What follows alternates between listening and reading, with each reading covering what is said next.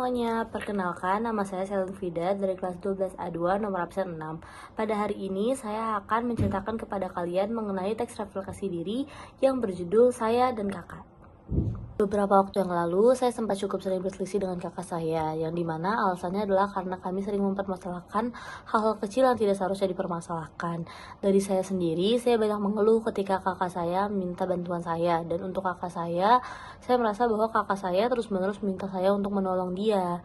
Di sana, ego kami saling menggebu-gebu dan tidak mau kalah. Jadi menyebabkan kami saling merasa canggung dan kami menjadi jarang berkomunikasi. Padahal sebenarnya kami itu dekat dan kami juga saling suka untuk bercerita tentang kegiatan-kegiatan yang dilalui satu sama lain selama satu hari selama kami tidak bertemu. Namun pada suatu malam kakak saya mengajak saya untuk berbicara dan ia pun mulai jujur mengenai masalah yang ia alami. Ia juga jujur bahwa beliau sedang merasa tertekan karena masalah-masalah di kantor. Dari sanalah saya pun ikut merenung dan sadar bahwa saya pun terlalu egois. Saya juga ikut memberanikan diri agar saya mau jujur dan menyelesaikan masalah yang berada di antara kita. Saya belajar bahwa kita harus mau menurunkan ego kita dan bersikap dewasa dalam menyelesaikan masalah yang ada. Mulai saat ini, saya pun sadar bahwa saat kita berada di sekitar orang yang sayang dengan kita, maka kejujuran, komunikasi, dan kedewasaan adalah bentuk prioritas utama kita. Hubungan dibangun untuk menjalin kerjasama yang baik, bersikaplah menghargai jika kita pun ingin dihargai. Baik teman-teman, selanjutnya kita beralih ke analisis ciri kebahasaan dari teks refleksi. Yang pertama itu ada struktur teks refleksi, di mana struktur teks refleksi terbagi menjadi 3 bagian. Yang pertama adalah orientasi, insiden, lalu yang terakhir adalah interpretasi.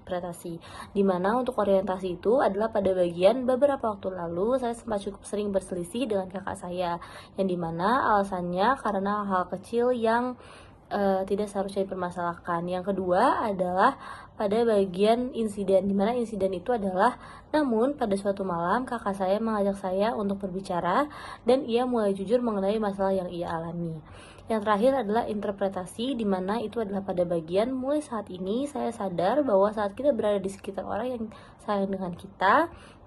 Dan selanjutnya adalah kaidah kebahasaan. Yang pertama adalah penggunaan kalimat kompleks, di mana saya mengambil pada bagian ego yang saling menggebu-gebu dan tidak mau kalah menyebabkan kami merasa canggung dan jadi jarang berkomunikasi. Di mana pada bagian subjeknya adalah ego yang saling menggebu-gebu dan tidak mau kalah. Kemudian untuk predikatnya adalah menyebabkan objeknya adalah kami dan keterangannya adalah merasa canggung dan jadi jarang berkomunikasi. Selanjutnya adalah penggunaan konjungsi atau kata hubung, di mana pertama ada konjungsi pertentangan, itu ada bagian namun, pada suatu malam, dan juga padahal kami sebenarnya dekat. Selanjutnya ada konjungsi tujuan, yaitu adalah saya pun ikut memberanikan diri agar.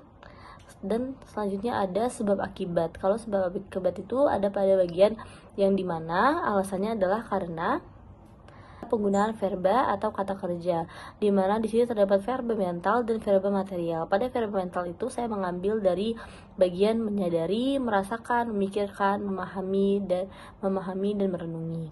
Selanjutnya yang untuk verba material adalah menjalankan, menyelesaikan, belajar dan menghargai.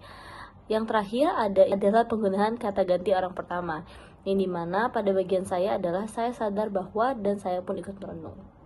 Sekian teks refleksi dari saya, semoga dapat dimengerti dengan baik. Terima kasih.